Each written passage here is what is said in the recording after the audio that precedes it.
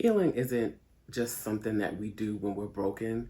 It's something that we do so that we can grow, so we can move forward without carrying the same baggage that's been weighing us down for years.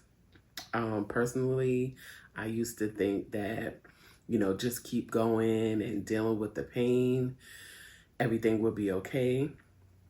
But then I realized that you can't grow if you're holding on to what broke you.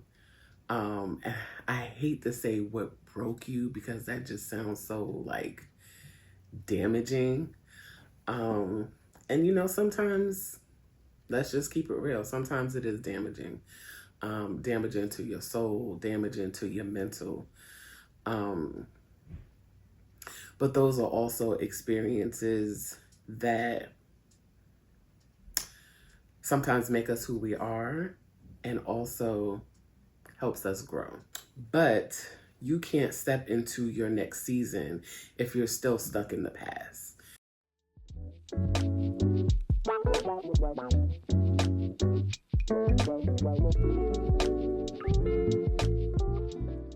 Healing really forces you to stop, to reflect, and to work through the things that have been holding you back. And yes, it is uncomfortable, but it is necessary. Because without healing, you stay stuck in the same cycles, the same patterns, and most of all, the same pain.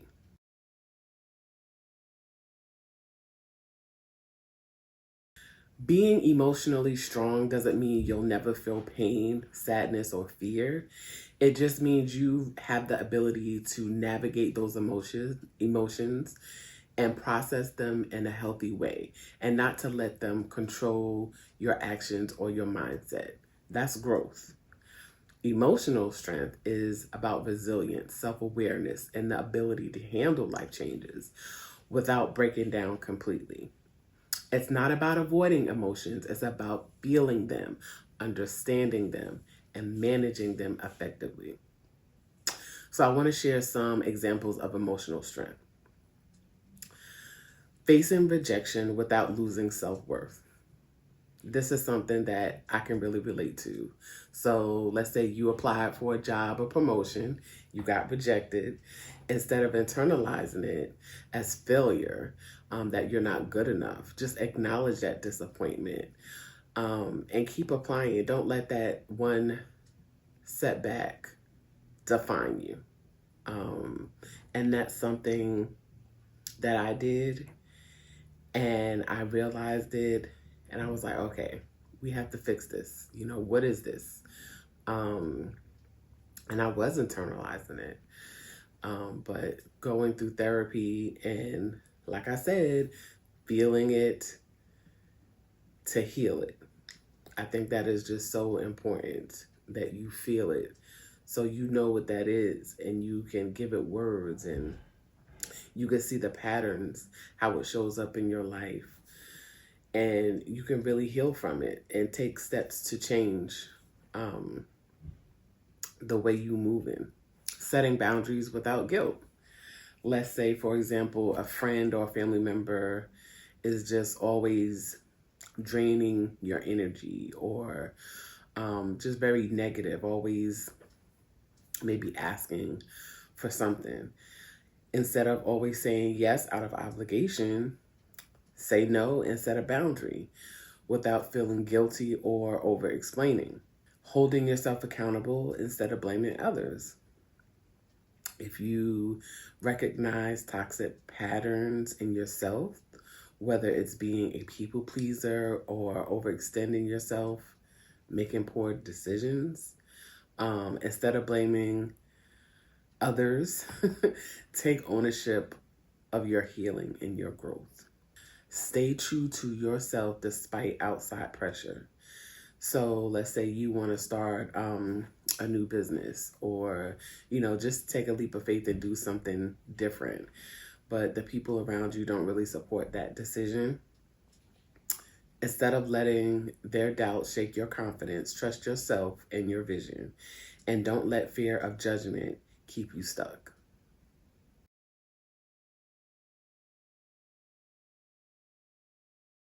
Healing wasn't something I thought I needed until I literally had no choice.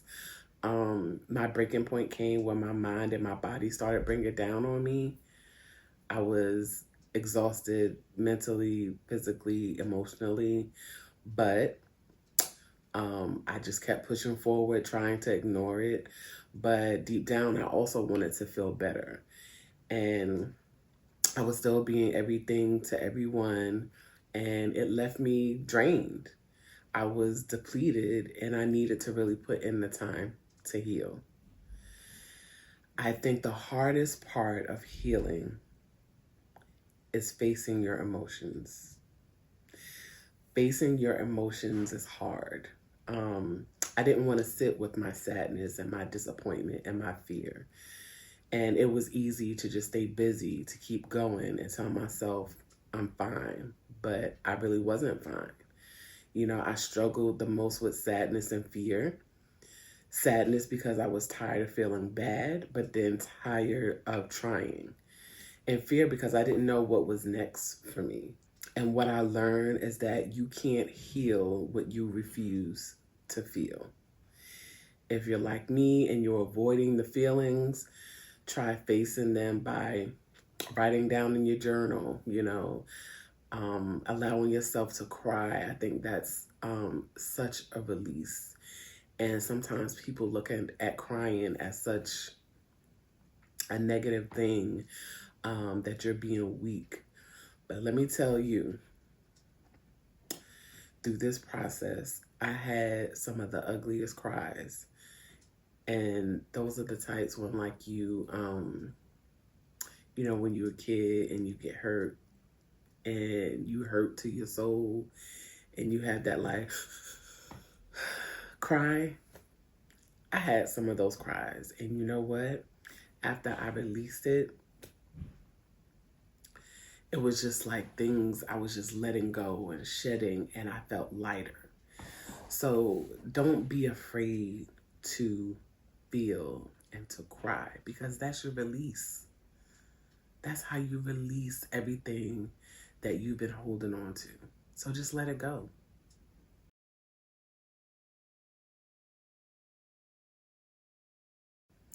I think something we really don't talk a lot about is how much childhood wounds shape who we are as adults. And for me, one of the biggest things I had to heal was my inner child. Um, a huge part of my healing journey was forgiving myself for my past, especially being, a teen mom. I had to forgive myself for losing my virginity at a young age, for taking on responsibility before I was really ready. Um, that experience forced me to grow up fast, and I had to learn how to be an adult before I even knew who Jennifer was.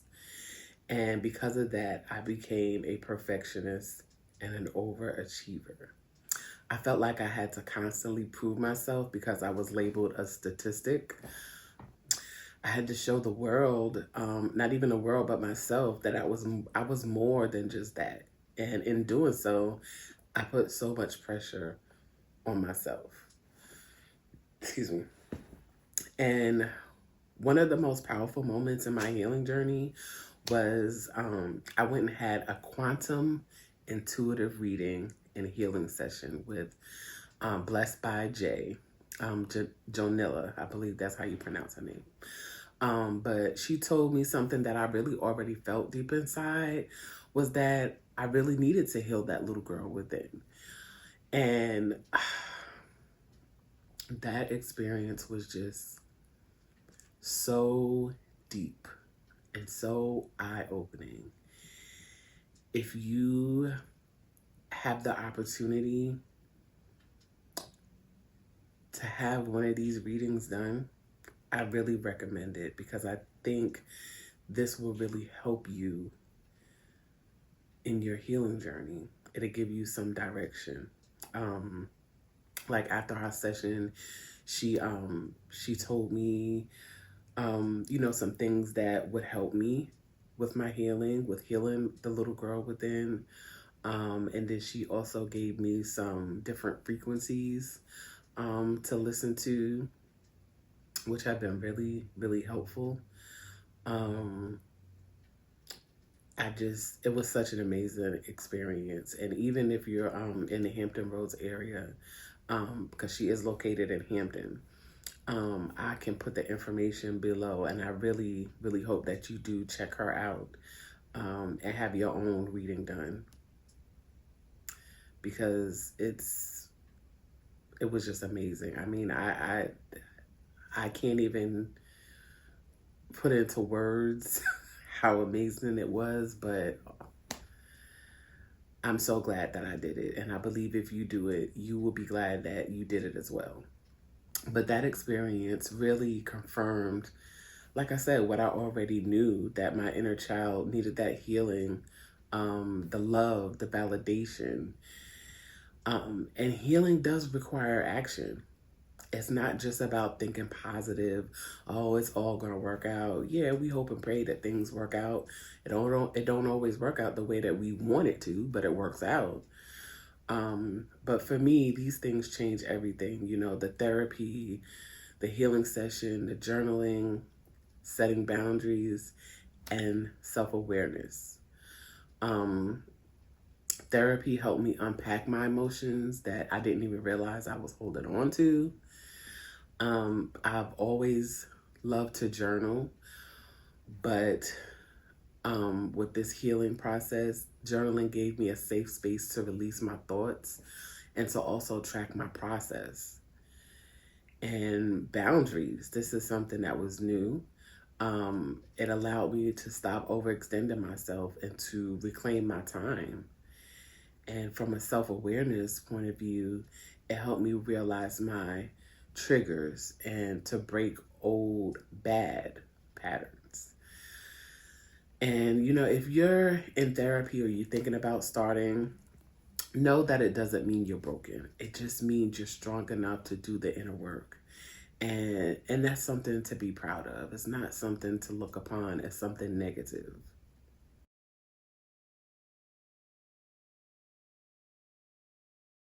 Healing has completely changed the way I see myself now and the way I show up in relationships.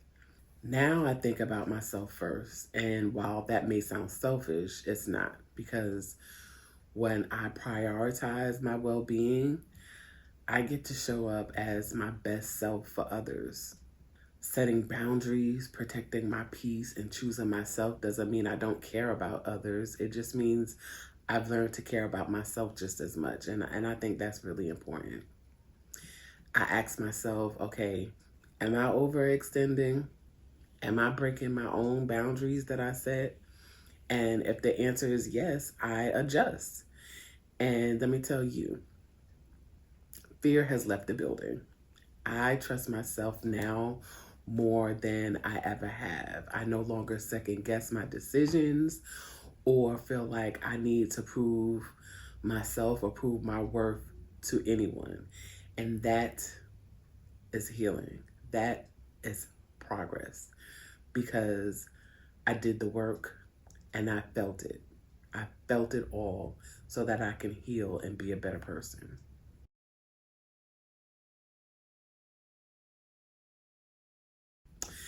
If I could go back and tell my younger self one thing, not even one thing, I would just tell myself that you are loved and you are worthy.